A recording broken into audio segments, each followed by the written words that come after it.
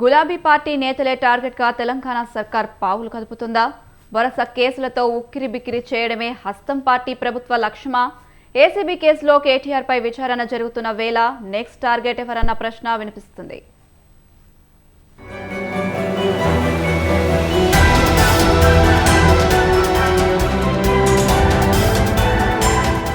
అధికారం దూరమైన తరువాత బీఆర్ఎస్ నేతలను వరుస కేసులు ఇబ్బందులు పెడుతున్నాయి.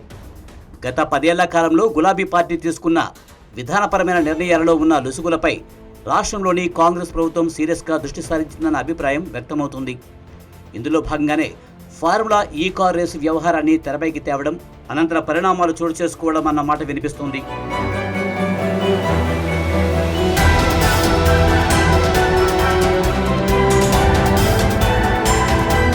తాను ఏ తప్పు చేయలేదని, ఫార్ములా ఈ రేసు కేసు ఓ లొట్టపీసు కేసు అని చెబుతున్నారు బీఆర్ఎస్ వర్కింగ్ ప్రెసిడెంట్ కేటీఆర్. తాజాగా జరిగిన విచారణలో కేటీఆర్ను సుమారు 7 గంటల పాటు ప్రశ్నించారు ఏసీబీ అధికారులు. ఈ సందర్భంగానే ఆయనపై ప్రశ్నల వర్షం కురిపించారు. ఈ నెల 16న ఈడీ ఎదుట విచారణకు హాజరు కానున్నారు కేటీఆర్. ఈ మేరకు నోటీసులు అందించింది ఎన్ఫోర్స్మెంట్ డైరెక్టరేట్.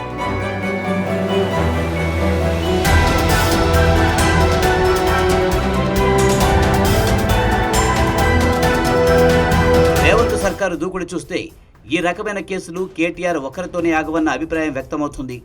ఇదే సమయంలో నెక్స్ట్ టార్గెట్ ఎవరన్న మాట వినిపిస్తుంది. ఈ క్రమంలోనే అందరికీ కనిపిస్తున్నారు బీఆర్ఎస్ సీనియర్ నేత మాజీ మంత్రి హరీష్ రావు.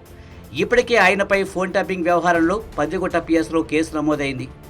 అయితే తనపై నమోదైన కేసును క్వాష్ చేయాలని కోరుతూ హైకోర్టులో పిటిషన్ దాఖలు చేశారు హరీష్ రావు. కానీ ఆయన్ను విచారణ చేసేందుకు అనుమతి ఇవ్వాలంటూ పోలీసులు హైకోర్టులో కౌంటర్ దాఖలు చేయడంతో ఏం జరుగుతుందన్న ఉత్కంఠ నెలకొంది.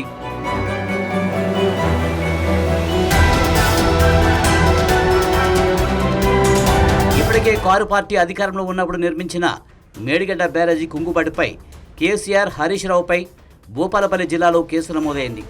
దీనిపై ఇద్దరు హైకోర్టులో పిటిషన్ వేయగా ఊరట లభించింది. ఇక హరీష్ రావు తనపై 6 కేసులు ఉన్నాయని చెబుతున్నారు. ఇవి కాకుండా ఛత్తీస్గఢ్ రాష్ట్రంతో విద్యుత్ కొనుగోలు అంశంపై కమిషన్ ఏర్పాటు చేసింది రేవంత్ సర్కార్. మేడిగడ్డ ప్రాజెక్టు కుంగుబాటుపైన కమిషన్ నియమించారు. విద్యుత్ కొనుగోలు అంశంలో కమిషన్ చైర్మన్ గులాబీ బాస్ కేసీఆర్కు గతంలోనే నోటీసులు పంపారు. దీనికి కేసీఆర్ లేఖ ద్వారా సమాధానమిచ్చారు.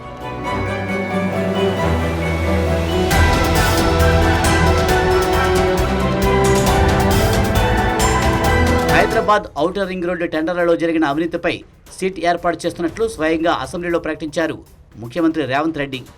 దీంతో కాంగ్రెస్ ప్రభుత్వం అధికారంలోకి వచ్చాక కావాలనే తమపై అక్రమంగా కేసులు బనాయిస్తుందంటూ ఆరోపణలు చేస్తున్నారు గులాబీ పార్టీ నేతలు.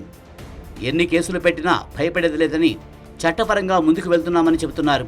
మరి గులాబీ పార్టీ ఆరోపిస్తున్నట్లుగా ఇంకా మరికొన్ని కేసులు నమోదవుతాయా?